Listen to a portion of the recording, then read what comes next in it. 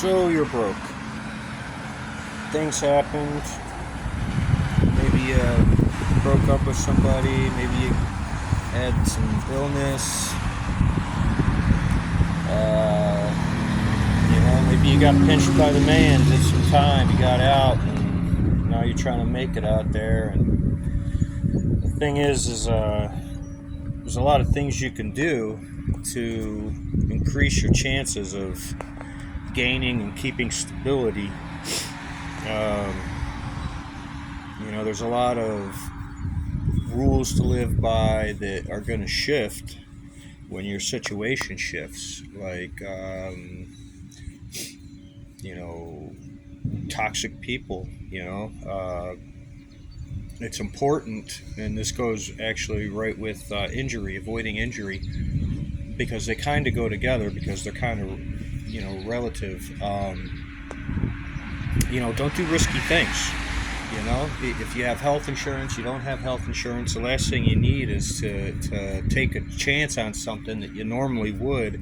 You need to be a little more careful, because one injury now is going to make your situation worse. It's going to be harder to recover. You don't have the downtime as a luxury where you can just sit back and heal for a while. So be very careful. I took a spill a couple weeks back and I did damage to my arm. I have fractured bone in my hand here, two different incidents, and both of them were me taking a chance, trying to get something done and pushing hard, but there's a limit.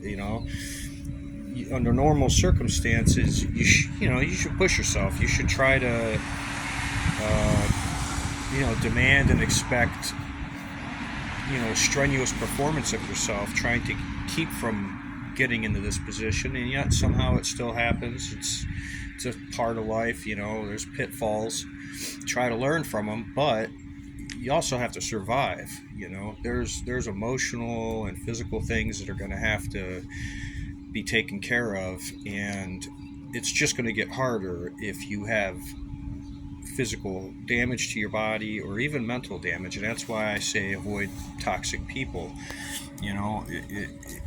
I see these people out here living, homeless people, and they kind of gravitate toward each other. Well, I'm homeless now myself, but I'm not around any of them. And part of that is because I don't see good things out of them. I see them stealing, I see them doing drugs, talking about having sex in public, things that I'm not going to engage in that are unhealthy.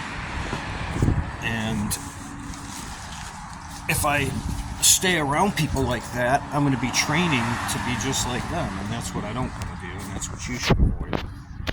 Try to find a way to be around people that have healthy habits that are going to help you network and get out of the situation you're in, but also not train yourself to be a loser.